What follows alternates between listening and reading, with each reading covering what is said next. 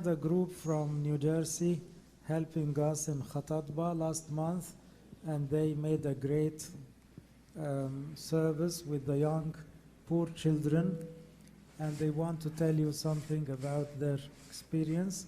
If you want to give them the video, whatever.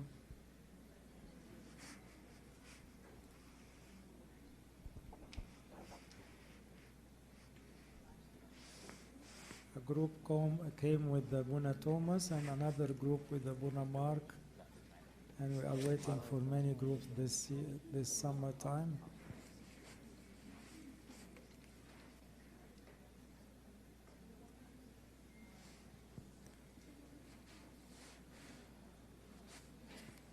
What do you mean? You have a USB-C? HDMI? Well, I do in my bag, so 1 second. It's right there.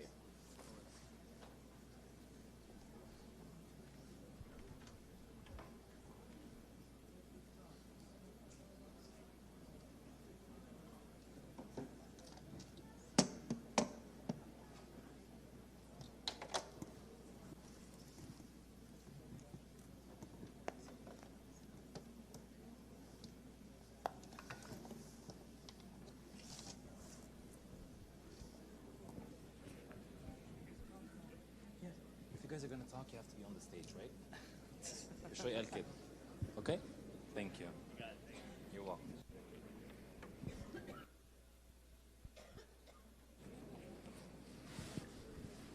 Hi everyone, I'm Jonny and this is Kermina next to me. We're from St. George and St. Shenouda Coptic Orthodox Church in Jersey City, New Jersey.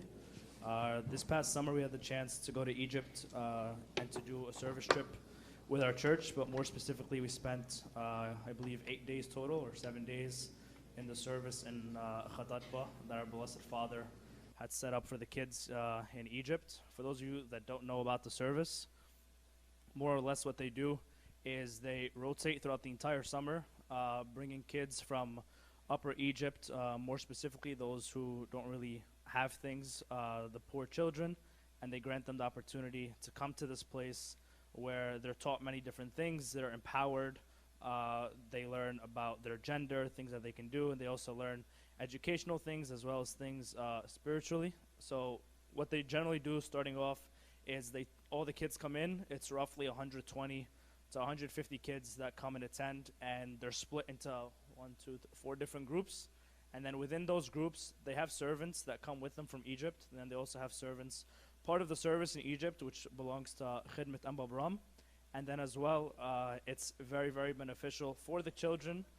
But I think personally speaking, and Kermina can add on to it, it's even more beneficial for us who come from the United States or who come from wherever to go to Egypt and to learn from these kids.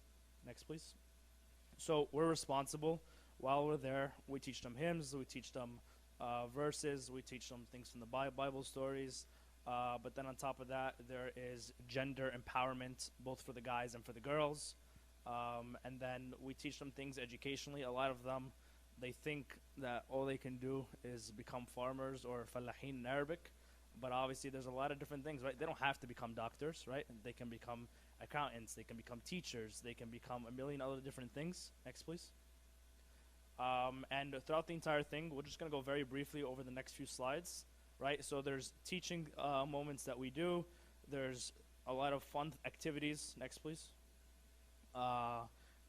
There's one of the biggest things, I think, is spending time with a priest or a father, right? Many times these children, if and when they do go to church, they don't get the opportunity even to pray liturgy, take communion, take confession. It's definitely awesome for them to have a priest figure there that they can speak to. And then, very simple, swimming pool. Many of these kids don't know what a swimming pool is, right? When we were there, we're asking them if they know how to swim. Like, yeah, we jump in the river and we go swimming, right? Or some of them say, no, I've never been in a physical body of water before.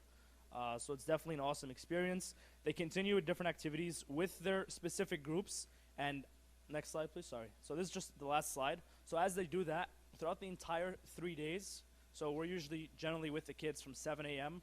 until roughly 12 a.m. With the entire group. And there's many different activities that are done, whether that's spiritually, educationally, and physically with the kids. And it's all competitive. So throughout the entire time, each team is gaining points or whatever, and everybody receives a gift, obviously, regardless of who wins at the end. But it's definitely an awesome experience for anyone who has the time.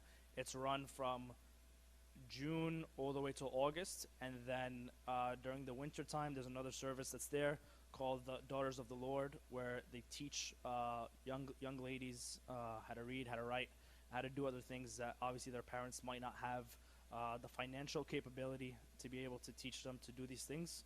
Kermina will go over a few of the things, I guess, that we learned from the kids or from the service as a whole, and then we'll finish it off. Oh, hi everyone, my name is Kermina. So yeah, I think the service really, one thing that it absolutely taught us as a group is simplicity. Like, you spend 3 days with these kids who are coming from a situation that's very different from our own, and you learn to enjoy the simple things. You see their smile at the smallest things, at like playing in the swimming pool or competing with their friends or jumping on a trampoline, and you see their smile at something so small, and you don't think that something that small can bring joy, but their joy also brings you joy because your actions are somehow leading to them being happy. And it's really amazing, and teaching them like the Bible stories and seeing them learn the Bible stories, or learn, like, we did the history of the church and the councils of the church, and teaching them the councils of the church through skits and everything else. You see them learn and grow in those 3 days, and you learn from them how to love, honestly. You don't think spending 3 days with kids is, like, they're not gonna love you in those 3 days, but by the end, the immense love that they show the servants and the people who are with them is astounding, absolutely astounding. And yeah, we definitely learned a lot from them. We learned a lot from the servants who were with us and their dedication to the service. We know people who would stay for multiple days at a time just working with these kids from like 7 to 11 p.m. or 12 a.m. And then there's the pause day on Thursday where they wait, and then they repeat it again, receive 2 groups throughout the week, and it's amazing. Their dedication is absolutely amazing. Sorry, I'm just going to add one thing to follow up with Kermina about the simplicity of the kids and about the servants there. Like, I want us to think about it. We're blessed here in the United States to have X amount of servants, to have X amount of priests, fathers, whoever there is around us in the tri-state area more specifically. These kids have never really had anybody to care for them, right? And I'm going to say, even their parents. Like, I hate to say it, but sometimes their parents neglect their children, right? They have 5, 6, 7 kids, and they don't necessarily pay attention or give the love to each and every single one of these kids, right? So for them to have a servant or multiple servants there at the same time, and these servants are watching over them, these servants are playing with them, these servants are feeding them, right? This is what they want, right? They've never really felt this type of love. You definitely see, I guess, Christ through these kids in a very simple example. These kids, like, it's a very touching moment. When we eat, for example, in the United States, if we have rice and steak in front of us, what's the first thing we're going to eat? Steak, right? We're not even going to think twice about what we're eating. These kids will eat the rice, will eat the vegetables, and will leave whatever protein that's there, and they won't eat it because they're not accustomed to eating it back home. They've never eaten this type of meat, or they've never eaten this type of protein that we're trying to feed them. And even after all that, we usually give them like a small coin where they're allowed to go and to purchase things from the store, obviously at no cost to them, right, but at the cost of the service.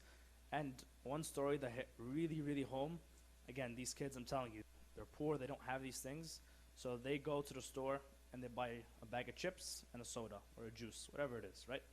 One of the kids came up to the servants, because obviously we can't go out and buy things, in front of the kids.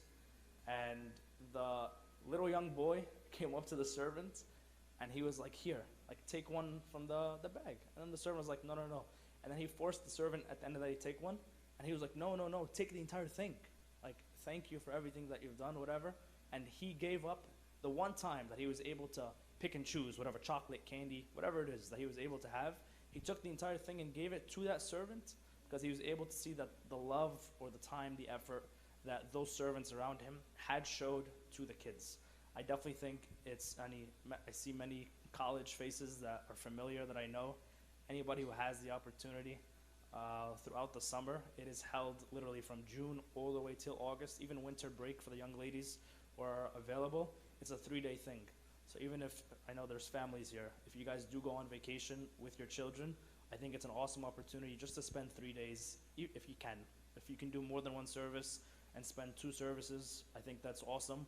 The servants there, Yani, honestly, God bless them, God bless everything that they do, but they definitely, I don't say they need the help, but I think the help is awesome if we can go and spend time with them.